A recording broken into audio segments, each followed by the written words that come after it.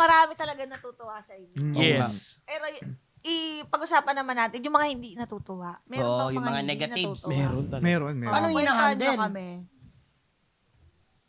Kasi simula nung nag-content creator kami, parang matik na na dapat talaga, matik na tinanggap na namin sa sarili Ready. namin na meron at merong mangbabash. Kasi kahit anong gawin mong pagpapasaya sa mga tao, may makita at makita silang mali sa inyo eh. So ayun, daming pero yun yung parang talagang kinakatakot din namin na dumating sa point kasi yung platform namin is about sa LGBT. Oo. Ganon. Siyempre mahirap banggain ng LGBT eh. Right. 'Di ba? Matatalino yung mga 'yan. Totoo. So kami naman, ang gusto lang namin ipakita sa mga tao na ang LGBT, para life of the party pagdating sa mga magkakaibigan. Right. Totoo. Masaya sila kasama talaga. True. So na-adapt namin yung pagiging ganon nila nung nasa may cheering squad kami, kaya na-apply namin sa totoong buhay. Marami din kayong friends na Dami. Madami Oo. talaga. Sobrang dami namin close. Yung iba nga nagdadrag na ngayon. Drag, oo. nagdadrag na ngayon. So, kinonfirm niya pa talaga.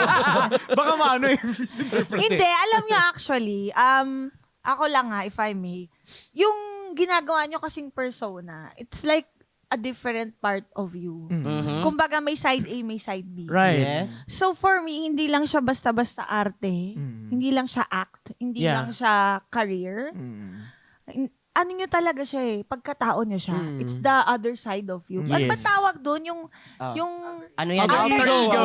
Alter ego. I'd Yes. like to see it that way. Kumbaga may point naman talaga yung mga nagsasabi na ano ba yung sinasabi nila sa inyo? Like, Na parang queer Queerbaiter. baiting. Queer baiting. ganun. oo, may point. Yeah, like we have to consider everything. Yes. Pero hindi naman lahat kailangan damdamin. Oo. Kumbaga, oo nga naman. Pero you have to acknowledge also within you, it's your alter ego. Yes. Yeah. Oo. Ikaw din yon. Ikaw din si Abdul na, Yes. di ba? Merong sinabi din sa inyo si Tito Boy ba? Oo. Tama ba yun? Ay, share na. oo. Kasi, share nyo nga. dumating kasi sa point na hindi na namin alam kung kanino kami pwede magtanong. So, ang ginawa namin, syempre, nilubos na namin yung opportunity na makausap si Tito Boy na nag-guest kami sa Fasto. So, Kayo sabi- talaga initiate kay Tito Oo, Boy. kasi Yeah. na yun sa Kami likod na ng lumapit. camera eh. Tapos Binigyan ba kayo ng 20 minutes?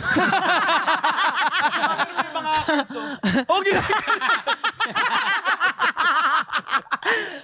Ano sabi niya? So, Tinanong nyo. Ayun, tinanong namin na, Tito Boy, kasi ang dami nagsasabi na queerbaiting daw yung ginagawa namin. So, gusto namin humingi ng advice sa'yo kung totoo ba, kasi gusto din Yeah. talaga namin malaman sa sarili namin. Kung ititigil na po ba namin ito? Oo, parang ganun. Oo. So, yun. Ano ba sabi ni Tito Boy?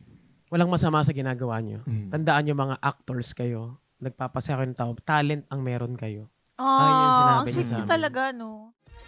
Matawa mo saya